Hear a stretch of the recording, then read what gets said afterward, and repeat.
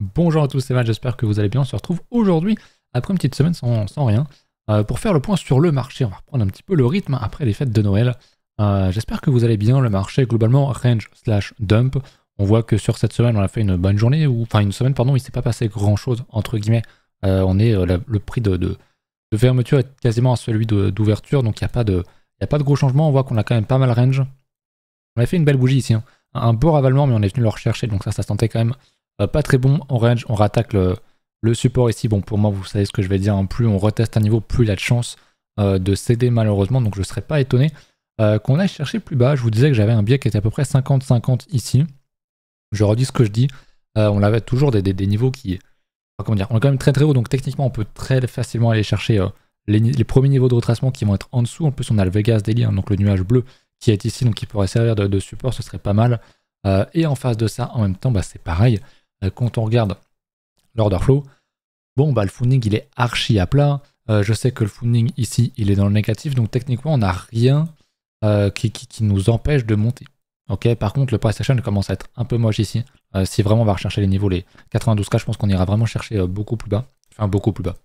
Plus bas. Moi je pense qu'on peut aller chercher jusqu'à effectivement 80, 72 à 80 000. Ça me semble pas du tout impossible. Donc j'ai moins un biais, enfin j'ai moins un non-biais, j'ai plus un biais qui va être plutôt baissier, en tout cas en voyant ce genre de pattern. Après on peut très bien juste mécher un petit peu et remonter, prendre la liquide et remonter. Mais ouais, effectivement, quand je vois ça, je suis pas très très serein. Maintenant, ça change rien à mon plan sur les alts, sur la crypto de manière générale. On n'a pas fini le cycle très très loin de là. On va revoir ça d'ailleurs tout à l'heure avec la dominance. Et en regardant quelques alts, ça montre bien que le cycle est toujours bien en cours. Et que voilà, faut pas toujours avoir peur de BTC. Il y a des choses qui explosent quand même pas mal. Et on va regarder ça tranquillement. Petit point avant ça sur les ETF, puisque j'aime bien le faire. Le 27, ça avait pas mal vendu sur BTC. Et il y a eu pas mal de ventes quand même précédentes dans les jours d'avant. Et si on compare à Ether, alors certes, les niveaux sont... voilà, c'est moins important, mais on n'est pas dans le rouge. Donc pour moi, ça montre qu'il y a quand même plus d'intérêt à l'achat sur Ether que sur BTC, en tout cas au niveau des ETF. Donc c'est quand même une plutôt bonne chose. Et pareil pour Ether, bah, il se passe rien. On voit que l'open interest est raplapla, il se passe rien. Il n'y a pas des gens massivement qui ouvrent beaucoup de positions ici. Pareil sur Bitcoin. En gros, il y a un petit désintérêt du marché là, depuis une semaine. Ce qui est pas mal. Le funding est toujours raplapla, donc bah, voilà, il n'empêche pas de monter. On n'est pas dans une zone de surchauffe, mais on n'est pas en funding rouge non plus. Donc on peut tomber, venir chercher sur Ether, pourquoi pas venir chercher les 2007, les 2008, même si personnellement, je l'ai déjà dit, je n'y crois pas. Ok, c'est surtout ça en fait, c'est surtout sur Ether où je n'y crois pas du tout. On va aller voir Ether tout de suite. Mais on est venu rechercher ma zone, donc c'est une très bonne chose. Maintenant, bah voilà, je pense vraiment pas qu'on aille rechercher les 2007-2008. Pour moi, c'est une zone trop évidente et je pense qu'il y aura trop de monde qui attendent ce niveau-là. Maintenant, à voir ce qu'on fait en daily. Si effectivement en daily, on vient recasser cette résistance, on vient reprendre ces niveaux des 3500-3600 $, et ben je pense qu'effectivement, on va remonter petit à petit et aller rechercher des plus hauts parce que je vous remontre Ether en hebdo. Ether est sur une résistance qui a déjà 3 touchettes, donc la prochaine fois qu'on y retourne, je pense vraiment que c'est un niveau qui va casser et on a encore beaucoup de très très belles choses à faire. Je vais le mettre en linéaire.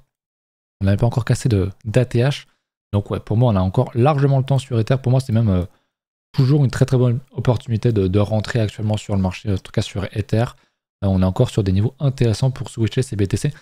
Sur Ether, en tout cas en partie, ou pour faire du DCA sur les alts, dont Ether notamment. Voilà un petit peu pour ça. Au niveau de la température de marché, on est à 73 sur le Fear and Gain Index. Donc ça a dégrossi un petit peu, c'est pas un mal. C'est pas non plus, on n'est pas dans le Fear non plus. Après, bon, j'en ai déjà parlé, mais c'est pas non plus l'indicateur le plus intéressant, le plus utile non plus, mais c'est que ça peut quand même rester assez intéressant pour donner une petite température. Au niveau des alts, hein, du funding sur les alts, bah, il n'existe pas, ça fait un petit moment qu'on le dit. C'est pour ça que je pense que ça reste très très intéressant d'entrer sur les alts actuellement. Les liquidations, on s'en fout. Et sur BTC, sur le range d'une semaine, on voit qu'il y a des petits niveaux en dessous. C'est pour ça d'ailleurs que je disais, pourquoi pas venir chercher les 93, 92 pour réintégrer et repasser au-dessus des 95. Et si on fait ça, effectivement, là, j'aurais un biais qui serait beaucoup plus bullish. Mais pour l'instant, on est sur un range. On reteste pas mal de niveaux et ça, j'aime pas trop, comme vous le savez. Donc voilà un petit peu pour une rapide lecture du marché. Sur le marché, mon biais ne change pas, évidemment. Voilà, je reste massivement dans les alts. Personnellement, j'ai rien changé. J'ai peut-être dû remettre un petit peu quelques pièces par-ci par-là, mais honnêtement, pas grand-chose. Donc voilà un petit peu pour ça. J'en avais déjà parlé. Mais voilà. On va regarder du coup Ether face à BTC. On va refaire le point sur cette résistance. Qui pour moi, quand elle va casser, on va sans doute casser ça quand Ether va faire un plus haut. Quand il va casser sa résistance et faire un plus haut. Quand tu vas casser ça, très clairement, on verra bien une grosse force d'Ether face à BTC. On a une grosse résistance et je pense que quand on va casser ça, on ne repassera pas en dessous tout simplement. Pour l'instant, ça congestionne, mais c'est très bien. Au niveau de la dominance, pareil, on avait fait un très gros retest. Souvenez-vous, je l'avais enlevé d'ailleurs mon Fibonacci, on va repasser en daily. On était venu chercher, hop, le 78,6% de retracement, ce qui est énorme. On était venu chercher les 60% de dominance BTC, donc c'est quand même très fort. On a bien rejeté et on est en train de à nouveau bien rejeter. On voit qu'il y a une certaine force des alts qui commence à revenir. On est en train de poser un double bottom comme ceci. Ce qui est pas mal, on réattaque encore un niveau. Donc j'aimerais bien qu'on casse ce niveau des 57%. Et ma foi, ce sera quelque chose d'assez bullish. Donc on a fait un beau retour là sur la dominance.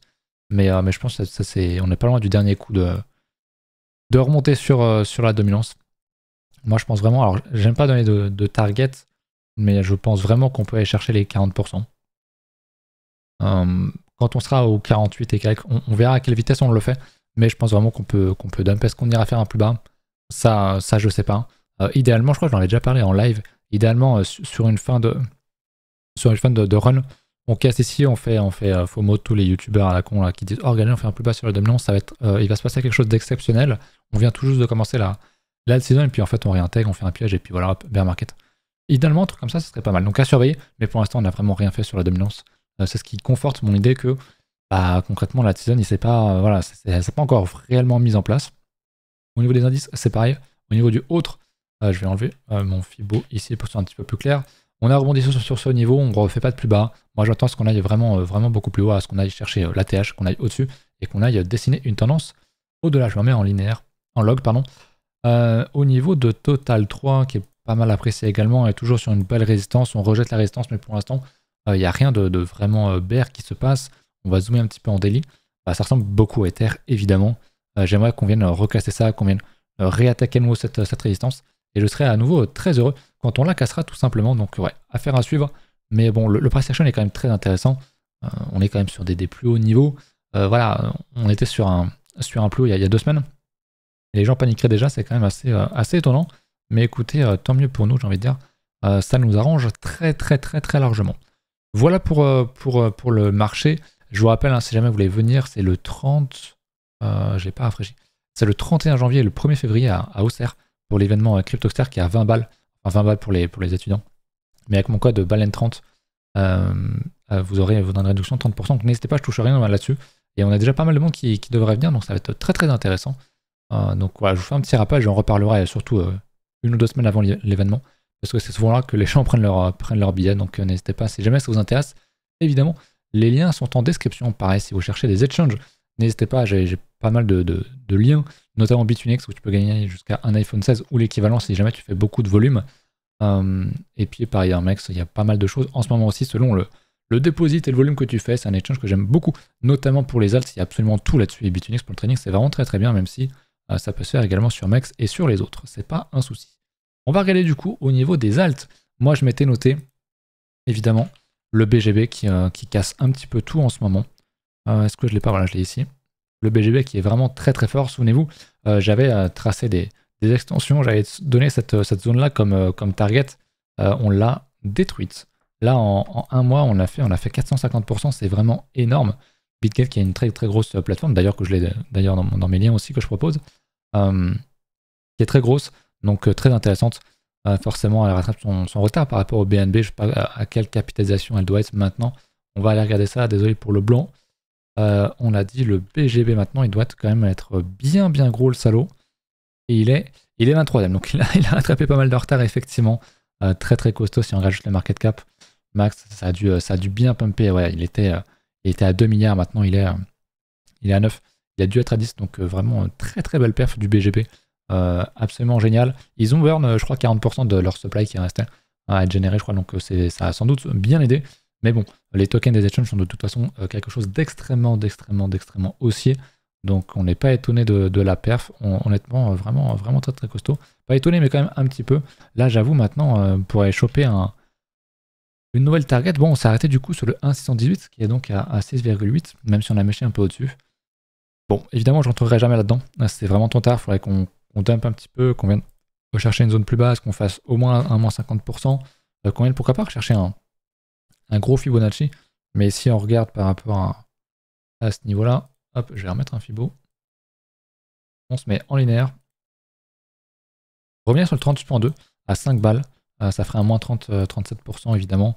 Idéalement, il faudrait chercher même la zone des 50. Pour moi, 50 à 61.8, si on y va, c'est vraiment une zone super intéressante pour acheter, honnêtement.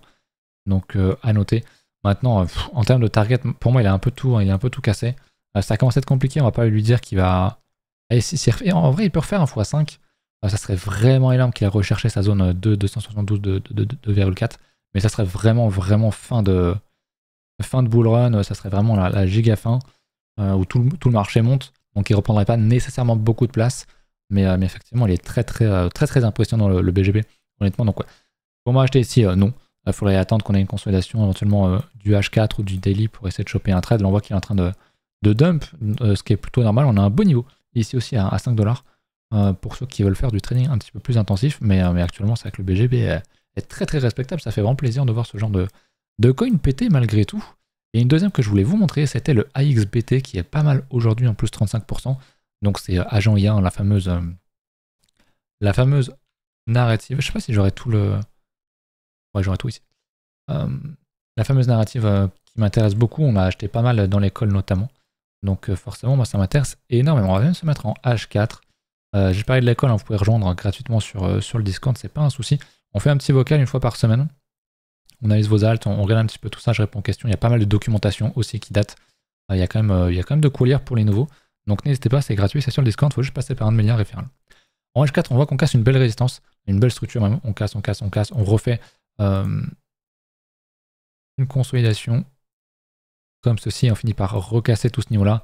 Donc ça commence à push, je suis pas étonné. Si jamais on fait un retest, si jamais on revient par là ou quoi, il y aura sans doute un très bon achat à prendre. Il est très costaud, le AXBT, je me demande combien est-ce qu'il est, mais je crois qu'il est déjà dans le top 100. Très largement AXBT. De virtual et 202ème, 400 millions, donc ouais, il y a encore un beau potentiel là-dessus. Alors certes, c'est déjà, entre guillemets, déjà le 200ème, mais ça reste une très grosse narrative. Donc moi, c'est quelque chose qui pourrait m'intéresser. J'aurais aimé l'avoir un peu plus bas. J'ai pas pu l'avoir malheureusement.